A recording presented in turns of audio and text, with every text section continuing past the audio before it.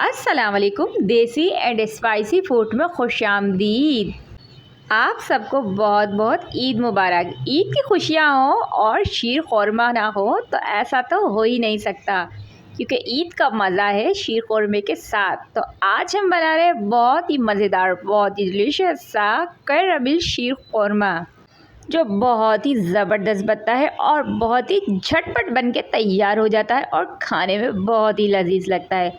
तो आज की वीडियो तो बहुत ही ख़ास होने वाली है। अगर आप भी बनाना चाहते हैं कैरमल शीर ख़ुरमा तो वीडियो को आपने लाजमी एंड तक देखना है, बिल्कुल भी स्किप नहीं करना है। और हमेशा की तरह वीडियो पसंद आएगी तो लाइक ज़रूर करना है। तो चलें स्टार्ट करते हैं। तो सबसे पहले हमने लेना होगा एक पैन, और पैन के अंदर हम शामिल करेंगे हाफ़ कप के करीब चीनी। तो चीनी को हमने बिल्कुल स्लो फ्लेम पर हमने इसको पकाना है। बहुत ज़्यादा हाई फ्लेम पर हम इसको नहीं पकाएंगे वरना हमारी चीनी जल जाएगी। चमचे को हमने चलाते रहना है और हमने अपना कैरमल बनाने तक इसको बिल्कुल स्लो सा पकाते रहना है, ताकि ये ज़बरदस्त तरीके से मेल्ट हो जाए और मज़ेदार सा हमारा कैरमल तैयार हो जाए। तो इसको हम बहुत ज़्यादा तेज़ आंच पर नहीं बनाएंगे वरना ये जल जाएगा। तो लगभग इसको 1 से 2 मिनट लगते हैं। और ये देखें, यहाँ मेरी चीनी बहुत अच्छे से मेल्ट होने लगी थी और ज़बरदस्त सा हमारा कैरमल तैयार हो चुका था। तो बस इसको बहुत स्लो पे बनाना है हमने। और अब हमने इसको, ये देखें, ज़बरदस्त हमारा कैरमल तैयार हो गया था। तो अब हम इसके अंदर शामिल करेंगे दूध। तो एकदम हमने बहुत ज़्यादा दूध इसके अंदर नहीं शामिल करना, थोड़ा सा दूध हम इसके अंदर शामिल करेंगे। तो यहाँ मैं ले रही हूँ पैकेट वाला दूध, उससे बहुत ज़बरदस्त बनती है शीर। अगर आप चाहें तो फ्रेश मिल्क भी ले सकते हैं, लेकिन पैकेट वाले दूध से बहुत ज़बरदस्त और गाढ़ी शीर बनती है। तो मैं पैकेट वाला दूध यहाँ ले रही हूँ। और थोड़ा सा दूध डालकर इसको पहले हम अच्छे तरीके से मैश करेंगे, ताकि जो हमारी चीनी है, जो हमारा कैरमल है, वो अच्छे से दूध के अंदर एब्जॉर्ब हो जाए। तो यहाँ आप देख सकते हैं। उसके बाद मैंने हाफ़ kg दूध इसमें शामिल कर दिया था और स्लो फ्लेम पर पहले मैं इसको अच्छे से बॉयल होने तक ये पकाती रहूँगी और चमचे को हम चलाते रहेंगे। तो यहाँ पर ये देखें, दूध मेरा अच्छे से बॉयल होने लगा था और खोल जब आने लगेगा, बॉयल होने लगेगा दूध, तो इसके अंदर मैं हाफ़ kg दूध और शामिल कर दूँगी। तो इस तरह से मैंने 1 kg के करीब दूध लिया था। तो बस दूध इसके अंदर अब हम इसमें शामिल करेंगे और अच्छे तरीके से पकाएंगे हम उसको। और यहाँ पर चीनी हमारी एब्जॉर्ब हो चुकी थी इसके अंदर, और आप देख सकते हैं इसका कलर कितना ज़बरदस्त लगता है। वैसे तो शीर ख़ुरमा बहुत ही तरह का बनता है, लेकिन ये शीर ख़ुरमा बहुत ही लजीज और बहुत ही ज़बरदस्त लगता है और इसका फ्लेवर बहुत ही मज़े का होता है। तो बस यहाँ पर अच्छे से हम चमचा चलाते रहेंगे और दूध को बॉयल होने तक अच्छे से हम पकाएंगे कि हमारा दूध अच्छे से गाढ़ा हो जाए। तो यहाँ पर दूध पे अच्छे से बॉयल आ रहा था और दूध हमारा ज़बरदस्त सा गाढ़ा होने लगा था। तो अब मैं इसके अंदर शामिल कर दूँगी पिसी हुई इलायची।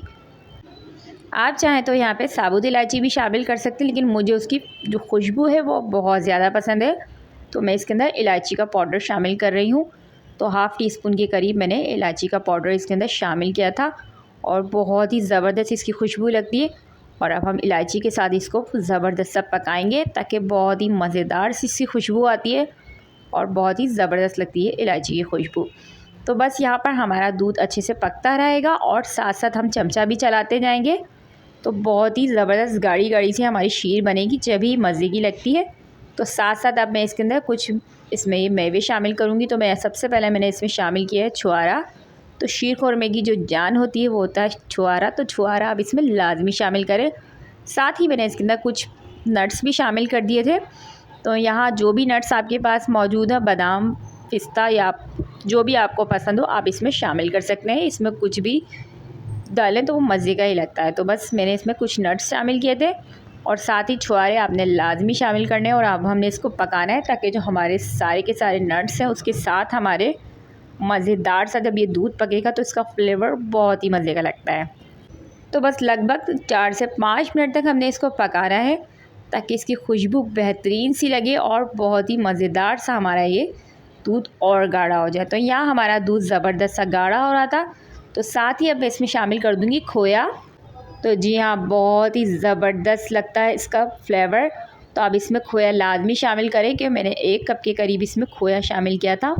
तो फीका खोया था, ये बहुत ही मज़े का फ्लेवर इससे लगता है। और खोए को हम दूध के अंदर अच्छे से पका के बिल्कुल दूध के अंदर मेल्ट हो जाएगा ये। और जब इसका फ्लेवर आप यकीन करें जब आप खाएंगे तो आपको लगेगा कि आप कोई रबड़ी खीर खा रहे हैं, क्योंकि बहुत ही मज़े की इसकी बहुत ही ज़बरदस्त टेस्ट आता है इसका। तो यहाँ खोया मेरा मेल्ट हो चुका था और अब मैं इसमें शामिल करूँगी सवैयाँ। तो सवैयाँ इसके अंदर आप कोई सी भी शामिल कर सकते हैं, किसी भी ब्रांड की। मैं पैकेट वाली सवैयाँ ले रही हूँ, हाफ़ पैकेट मैंने इसमें सवैयों का लिया था। बहुत ज़्यादा सवैयाँ हम इसमें ऐड नहीं करेंगे क्योंकि ये पकने के बाद गाढ़ी होती हैं। और हाथों की मदद से मैंने इसको चूरा कर लिया था और बस सवैयों को हम शामिल करके चमचा चलाते रहेंगे ताकि ये आपस में इसकी गुठली ना बने। तो यहाँ आप देख सकते हैं कितना ज़बरदस्त सा हमारा शीर ख़ुरमा बनने लगा था। और 3 से 4 मिनट के लिए मज़ीद हम इसको पकाएंगे। वैसे तो सवैयों को बिल्कुल भी टाइम नहीं लगता पकने में, लेकिन इसको हम फिर भी 3 से 4 मिनट तक पकाएंगे ताकि ये और मज़ीद गाढ़ा हो जाए। तो ये आपकी चॉइस के ऊपर, अगर आपको बहुत ज़्यादा थिक पसंद है तो आप इसको बहुत ज़्यादा पका सकते हैं, और अगर आपको थोड़ा सा ड्राई पतला पसंद है तो आप इसको थोड़ा सा इसी तरीके से मेरी तरह पका सकते हैं। तो मैं इसको बहुत ज़्यादा नहीं पकाऊंगी।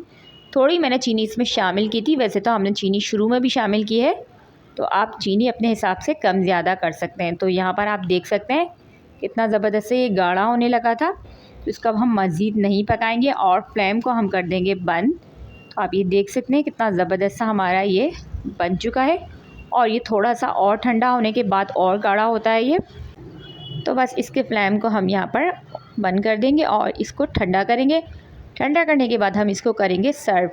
तो आप चाहें तो इसको गर्मा गर्म भी सर्व कर सकते हैं। ये गर्मा गर्म भी मज़े का लगता है और ठंडा भी अच्छा लगता है।